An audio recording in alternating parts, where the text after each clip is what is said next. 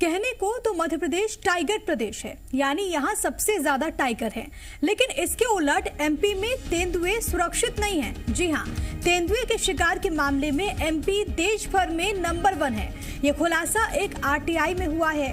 Ranthambore national park की गई report के अनुसार देश में पिछले 5 सालों में लगभग 2000 तेंदुए का शिकार किया गया, जबकि वन विभाग से आरटीआई के तहत मिली जानकारी के अनुसार पिछले 10 साल में एमपी में 405 तेंदुए की मौत हुई। इनमें से 200 तेंदुए का शिकार किया गया था। रणथंभौर की रिपोर्ट के अनुसार मध्य प्रदेश और राजस्थान में तेंदुए का सबसे ज्यादा शिकार किया जाता है। रिपोर्ट के अनुसार 2014 में 331, 2015 में 341, 2016 में 440, 2017 में 431, 2018 में 460 तो 2019 में 494 तेंदुए का शिकार किया गया।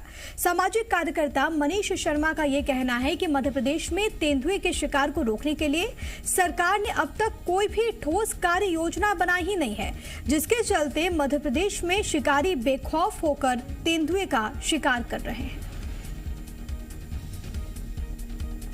विगत 10 वर्षों में 405 तेंदुओं की मध्य प्रदेश में मृत्यु हुई है, जिसमें से 50% शिकार किए गए हैं। सबसे दुखद बात यह है कि इनके संरक्षण के लिए केंद्रीय या प्रदेश स्तर पर कोई भी ऐसी योजना सरकार ने लागू नहीं की है, जैसा कि टाइगर्स की सेफ्टी के लिए की गई है। हमने पत्र लिखकर केंद्र सरकार के वन्यजीव विभाग से एवं मध्य प्रदेश सरकार के वन्यजीव विभाग से यही मांग की है कि आप तेंदुओं के संरक्षण के लिए शीघ्र से योजना बनाएं या कोई अन्य उचित उपाय लागू करें, अन्यथा हम समस्त मामले को लेकर एक जनहित याचिका माननीय उच्च न्यायालय में दायर करेंगे। तमाम जानकारी के साथ इस वक्त जी मीडिया संवाददाता करण मेरे साथ लाइव मौजूद है। सीधे उन्हीं का रुख करते हैं। करण, ये जो आंकड़े सामने आए हैं वो चौंका देने वाले हैं। टाइगर प्रदेश में ये हाल है, यहाँ पर बाघ ही सुरक्षित नहीं है। बिल्कुल साफ तौर पर जिस तरीके के दावे सामने नजर आते हैं कि प्रदेश के अंदर जो वन्य जीव हैं उन वन्य जीवों के लिए तमाम व्यवस्थाएं मुहैया कराई जा रही हैं, निर्देश जारी किए जा रहे हैं ताकि हमारी जो प्रकृति के जो जानवर हैं जानवर हैं उनके लिए तमाम व्यवस्थाएं रहें, ताकि वो भी चूंकि एक जीव है उन लोगों को भी जीने का हक है। लिहाजा तमाम व्यवस्थाएं निर्देश और जारी किए गए हैं। संबंधित अधिकारियों को लगातार उनसे मॉनिटरिंग भी की जाती है। खुद प्रदेश की मुखिया सीएम शिवराज इस बात को लेकर बेहद संजीदगा रहते हैं कि किसी भी प्रकार के वन्य जीव का शिकार जो है वो ना होने पाए। लिहाजा ये आरटीआई में जो तस्वीर सामने आई है, तस्वीर बेहद चौंकाने वाली है, क्योंकि यदि मध्य प्रदेश की बात करते हैं तो मध्य प्रदेश में कोई 100, 200, 300 मौत जो है वो तेंदुए की नहीं हुई है, वो 405 मौतें हुई हैं और वो भी सर्वाधिक देश के अंदर। ऐसे में मध्य प्रदेश के अंदर जो मध्य प्रदेश को एक जो टैग मिला हुआ है टाइगर स्टेट का, ऐसे में जब तेंदुए के शिकार के मामले में वह देश के अंदर नंबर 1 बन जाता है तो ये तमाम सवाल खड़े करता है उन व्यवस्थाओं पर, उन जिम्मेदारों पर जिनके कंधों पर इस चीज की जिम्मेदारी है कि वन्य जीवों के संरक्षण के लिए वो जो व्यवस्थाएं जो काम कर रहे हैं उनमें कहीं ना कहीं सवालिया निशान लगता है। चूंकि यदि हम बात 2014 से लेकर 2019 तक के आंकड़ों पर करें तो प्रति वर्ष जो तेंदुए का शिकार है उनकी संख्या में वृद्धि हुई है। हालांकि जो वन विभाग है और जो फॉरेस्ट डिपार्टमेंट के साथ में जो क्राइम ब्रांच की टीम रहती है, हम लगातार देखते हैं, खबरों में भी ये सामने आता रहता है कि जो शिकारी हैं वो पुलिस के शिकंजे में आते हैं, उनसे जानवरों की यानी तेंदुए की खाल बरामद होती है, उनके शरीर के कुछ अवशेष वहां से प्राप्त होते हैं, जिसको वो खुले बाजार में कहा जाए जो ब्लैक मार्केट है उस मार्केट में उसको बेचकर काला मुनाफा कमाते हैं। बहरहाल कार्रवाइयां होती हैं, लेकिन इन कार्रवाइयों के साथ में एक टैग जो मध्य प्रदेश के साथ में जुड़ गया है, वो टैग ये जुड़ा है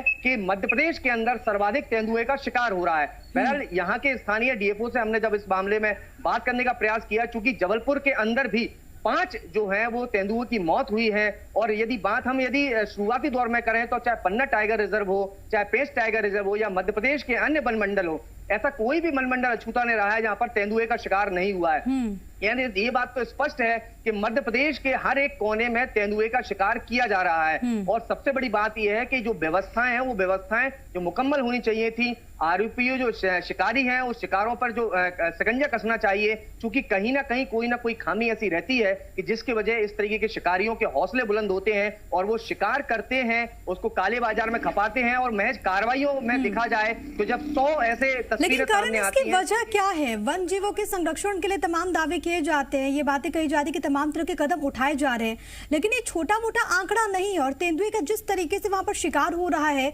क्या अभी तक कोई ठोस कदम वहां पर नहीं उठाया गया? देखिए बिल्कुल ये एक बेहद संजीदगा सवाल है और सवाल में सबसे बड़ी मुख्य बात ये निकल कर आती है कि चूंकि जो वन विभाग है और वन विभाग के अनुसार जो हमारी उनसे बातचीत हुई है, उनका साफ तौर पर ये कहना रहता है कि चूंकि उनके पास जो संख्या बल रहता है, कहा जाए तो मैन पावर जो रहती है वो बेहद कम है। लगातार इस बात की डिमांड की जाती रहती है कि संख्या जो मैन पावर है उसको बढ़ाया जाए, चूंकि वन क्षेत्र जो रहता है वो काफी विस्तृत रहता है। ऐसे में उन क्षेत्रों में पेट्रोलिंग करना एक बड़ा चैलेंज होता है और यही वजह है कि जहां पर लगातार भर्ती होने की जो बात कही जाती है कि फॉरेस्ट डिपार्टमेंट में भर्ती की आवश्यकता है, लगातार लोग रिटायर हो रहे हैं, नई भर्तियां नहीं हो पा रही हैं और उसके कारण ही है कि जो मैन पावर की जो कमी है उसके चलते शिकारी आसानी से बड़े वन क्षेत्रों में जाते हैं, शिकार करते हैं और शिकार करने के बाद वहां से रफू चक्कर हो जाते हैं। और सबसे मुख्य बात जो तस्वीर सामने आती है कि वन विभाग के अधिकारी और पुलिस के अधिकारी सिर्फ हाथ मलते रह जाते हैं। तो यही कारण है कि कहीं ना कहीं जो मैन पावर की एक जो सबसे बड़ी मुख्य कमी है वो सबसे मुख्य विषय है। और दूसरा विषय जो आता है कि वो जितने लोग हैं जिनके कंधों पर वन्य जीवों के संरक्षण की जिम्मेदारी है, उनकी कहीं ना कहीं कोई ना कोई लापरवाही रहती है, जिसकी वजह से ये तस्वीर जो है वो सामने निकल कर आई है। और सबसे बड़ी बात है क्योंकि जिस तरीके से रिपोर्ट सामने आई है, करण, हम इसको देखें तो साल दर साल जो संख्या है उसमें इजाफा हुआ है, यानी कि हर साल बढ़ोतरी हुई है, तमाम तरह की कार्रवाइयां की जाती है, गिरफ्तारी भी वहां पर होती है, लेकिन बावजूद एक सख्त मैसेज नहीं पहुंच पाता शिकारियों के बीच। बिल्कुल, देखिए जिस तरीके के वन्य जीव संरक्षण अधिनियम है और उस अधिनियम के तहत तमाम प्रावधान अलग अलग रूप में अलग अलग विधि के अनुसार उसमें तय किए गए हैं और उन विधि और नियमों के अनुसार ही जो लोग इस अपराध से जुड़े हुए होते हैं उनके खिलाफ पुलिस जो है वो कार्रवाई करती है, वन विभाग उनके खिलाफ कार्रवाई करता है। लेकिन महज कार्रवाइयां करना इसका समाधान नहीं है। समाधान मुख्य तौर पर यह है कि आखिर इन तस्वीरों के बनने के पीछे जो ठीक है करण, मैं आपको यहाँ पर रोक रही हूँ, आप अपनी बात पूरी कीजिएगा, लेकिन फिलहाल एनिमल एक्टिविस्ट कामना पांडे भी हमारे साथ जुड़ गए हैं। कामना पांडे, पांडे जी बहुत बहुत स्वागत है आपका। धन्यवाद। कामना जी, आपने भी देखा होगा कि किस तरीके से जो आंकड़े हैं वो बढ़ रहे हैं और खास तौर पर मध्य प्रदेश की जो बात होती है जिसको इस रूप में हम देखते हैं, लेकिन वहां पर हालात ऐसे बन गए हैं, टाइगर प्रदेश में हालात ऐसे बन गए हैं जहां पर तेंदुए का शिकार अभी भी जारी है। जी, बहुत ही दुखद आंकड़े आए हैं सामने। ये पोचिंग और साथ में ये जो गांव वाले मारते हैं, ये दोनों तरीकों से जिस तरीके से ये हैंडल हो रहा है, ये बहुत ही लचर व्यवस्था दिखाता है। जो ऐसा नहीं है कि फॉरेस्ट डिपार्टमेंट या सरकार को इस बारे में जानकारी नहीं है, लेकिन इसके जो स्टेप्स उठाए जा सकते हैं इसको रोकने के लिए, जो कि टाइम टू टाइम बहुत सारे एक्टिविस्ट और इवन जो फॉरेस्ट डिपार्टमेंट के रिटायर्ड लोग हैं जो इस तरफ काम कर रहे हैं, बहुत सारे स्टेप्स उन्होंने लिखित में भी दिए हैं, अपने सजेशंस दिए, उन पर बिल्कुल भी कार्रवाई नहीं हो रही है। जैसे एक चीज मैं बताना चाहूंगी जो बहुत ही सबसे सिंपल स्टेप है, वो ये होता है कि जहां पर भी साइटिंग होती है तेंदुए की या शेर की, वहां पर धारा 144 लगाने का प्रावधान है। ये एनटीसी गाइडलाइंस में ही इसका प्रावधान है, जो टाइगर्स के लिए और बिग कैट्स के लिए जो एक एसओपी होता है, स्टैंडर्ड ऑपरेटिंग प्रोसीजर, उसमें इसका प्रावधान है कि आप 144 लगा सकते हैं।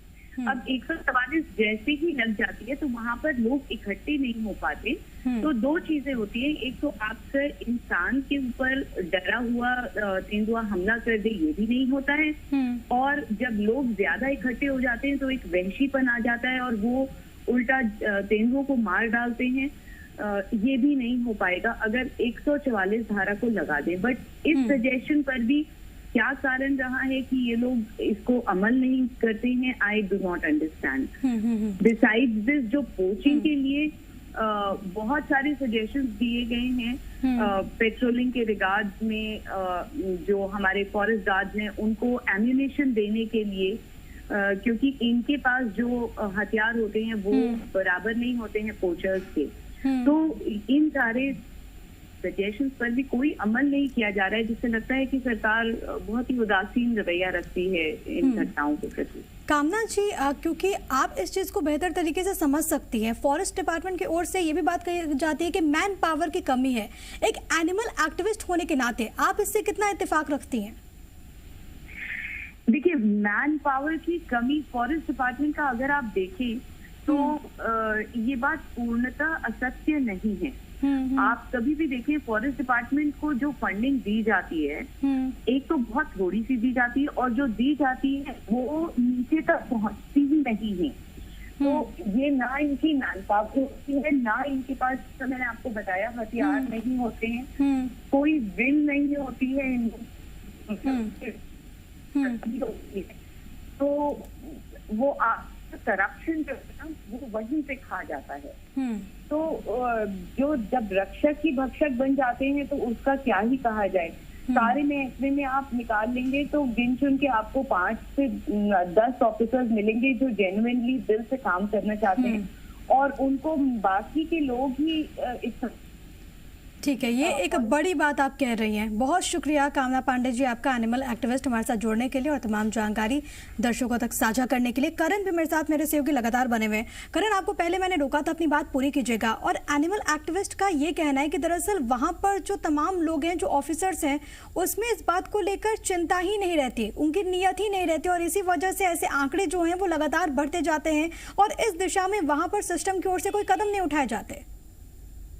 बिल्कुल, साफ तौर पर जिस तरीके से एनिमल एक्सपर्ट ने अपनी बात रखी है और खुलकर वो मुखर हुई है इस चीज को लेकर कि वर्तमान हालातों में जो तस्वीर बन रही है उसके पीछे जिम्मेदारी और जो जिम्मेदार लोग हैं उसके पीछे मुख्य वजह क्या है, उन्होंने खुलकर इस बात को किया है कि जो लोग जिम्मेदार हैं, जिनके कंधों पर इन वन्य जीवों के संरक्षण की जिम्मेदारी है, वह अपनी ड्यूटी को पूरी तरह से निर्वहन नहीं कर रहे हैं। लेकिन उसके साथ में उन्होंने मुख्य बात ये भी कही है कि जो इक्विपमेंट्स और जो व्यवस्थाएं उनके पास उनको उपलब्ध करानी चाहिए, चाहे वो पेट्रोलिंग के दौरान कुछ आवश्यक संसाधनों की, ताकि वो पेट्रोलिंग के दौरान वह खुद इस तरीके वन्य जीवों का शिकार ना हो जाए, किसी घातक हमले का शिकार ना हो जाए। तमाम संसाधन उनके पास उपलब्ध नहीं होते हैं। डिमांड की जाती है, लेकिन शासन स्तर पर वो डिमांड जो है वो महज कागजों तक सीमित रहती है। चाहे हम यदि बात करें उनकी समय समय पर उनकी ट्रेनिंग की, क्योंकि आज वर्तमान दौर में हम बात करें, किसी क्षेत्र में यदि तेंदुआ पाया जाता है तो जो वन्य जीवों उस वन्य जीव को पकड़ने के लिए जो लोग रहते हैं, जो कर्मचारी रहते हैं, उनके पास ना तो ट्रेनिंग की व्यवस्था होती है और ना ही उनके पास संसाधन होते हैं।